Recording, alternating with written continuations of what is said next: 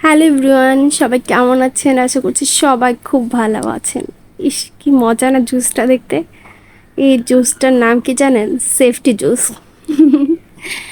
এই জুসটার রেসিপি, এই জুসটা বানাতে যে জিনিসগুলো লাগে সেটা হলো কিছুটা পানি, সাথে কয়েক চামচ মরিচের গুঁড়া, লাল ঝাল মরিচের গুঁড়া।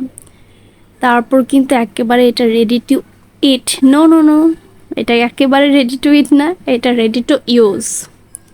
এই যে দেখতে পাচ্ছেন একটা খালি সেটিং স্প্রে মানে বটল। এই বটলটার মধ্যে আমি এখন এই যে জুসটাকে, ইয়াম্মি ঝাল ঝাল জুসটাকে আমি এখন ঢেলে নেব। কারণ এই জুসটাকে প্রপারভাবে ইউজ করতে হলে অবশ্যই সেটিং স্প্রের মধ্যে রাখতে হবে, মানে যে কোনো স্প্রে বোতলেই রাখতে পারেন, তবে আমার কাছে এটা ছিল তাই আমি এটার মধ্যে রাখছি।